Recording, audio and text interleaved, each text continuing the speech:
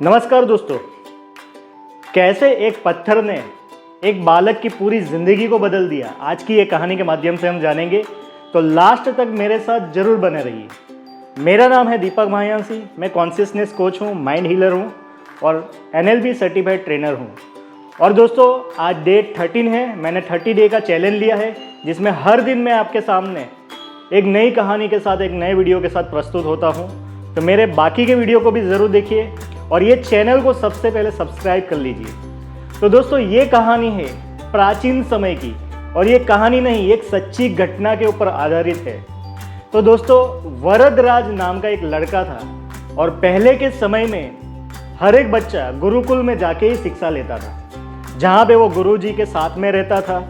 उनसे शिक्षा के अलावा भी ज़िंदगी की बहुत सारी नैतिक शिक्षाएँ और बहुत सारी चीज़ों को वो सीखता था और आश्रम में हर एक काम में सहयोग भी करता था। तो आश्रम का काम भी उसको करना रहता था, साथ में शिक्षा भी अध्ययन करना रहता था। तो हर एक बच्चे गुरुजी के साथ में रह के ही शिक्षा को ग्रहण करते थे।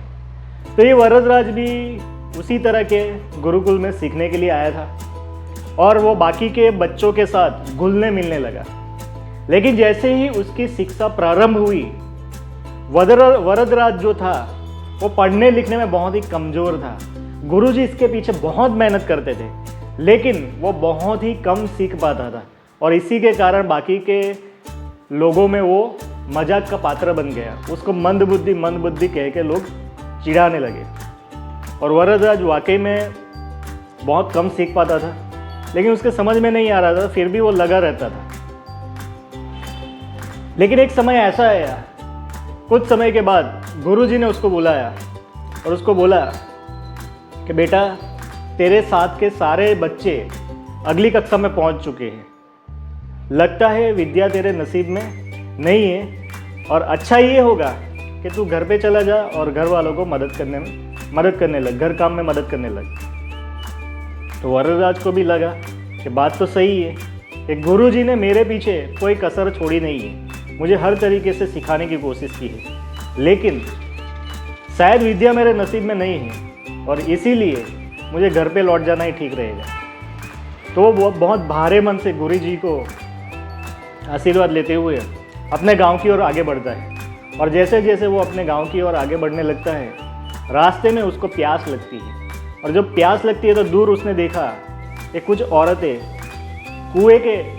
कुएं में से पानी भर रही है। तो उसके पास जाता है और बोलता है, माता जी, मुझे प्यास लगी है, मुझे पानी पिलाइए। तो एक महिला कुएं में से पानी निकाल के उसको पिलाती है। और जैसे ही वो पानी पी रहा होता है, पानी पीने के बाद तुरंत वो महिला से पूछता है, उसकी नज़र पड़ती है कुएं के पत्थर पे, जिसके ऊपर निशान पड़ चुके हैं। तो महिला से पूछता है कि माता जी, आपने ये पत्थर के ऊपर, इतना कठोर पत्थर है, इसके ऊपर निशान कैसे बना दिए?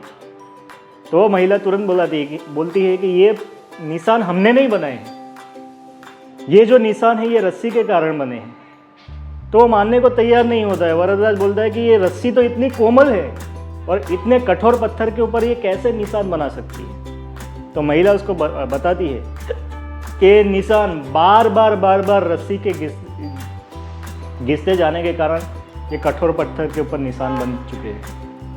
तो वरदराज के दिमाग में तुरंत एक प्रकाश भर जाता है।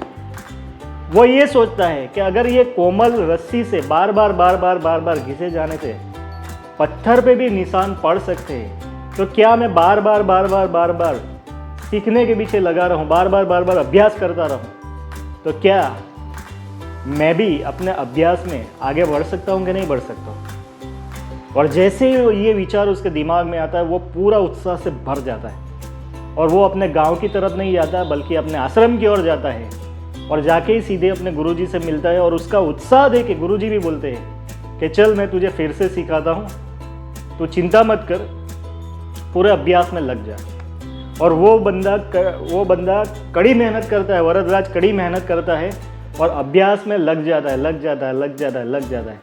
तो धीरे धीरे उसको पहले कम समझ में आ रहा था, लेकिन धीरे धीरे उसको ज़्यादा समझ में आने लगता है। और एक समय कुछ सालों के बाद ऐसा आता है कि वही मंदबुद्धि वरदराज व्याकरण का एक महान रचयिता बन जाता है, विद्वान बन जाता है और उसने बहुत सारे संस्कृत के व्याकरण के ग्रंथ लिख डाले होते हैं। तो कहने का मतलब ये है कि इसी तरीके से एक मंदबुद्धि वरदराज जिसको कुछ नहीं आता था, बहुत कुछ समझ में आता था, वो निरंतर अभ्यास के कारण संस्कृत व्याकरण का एक महान विद्वान बन सकता है।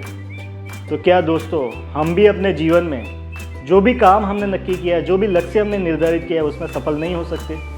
तो दोस्तों, ये कहानी हमें बताती है कि अभ्यास ही वो शक्ति है जिसके कारण हम अपनी ज़िंदगी में कठिन से कठिन लक्ष्य को या कठिन से कठिन काम को पूरा कर सकते हैं। दोस्तों, निरंतर अभ्यास के आगे कुछ भी टिक नहीं पाता है। जैसे नदी जब निरंतर बहती रहती है, उसके निरंतर प्रवाह के आगे कुछ भी टिक नहीं पाता। अगर पत्थर आती है तो पत्थर को भी चीर के आगे बढ़ जाती है। वैसे ही एक इंसान जब अपने फौलादी इरादों से, अपने मजबूत इरादों से कोई भी काम में लग जाता है, बार बार अभ्यास करता रहता है, तो उसके सामने हर प्रकार की कठिनाइयाँ टिक नहीं सकती है और उसको उसके काम में सफलता जरूर मिल जाती है।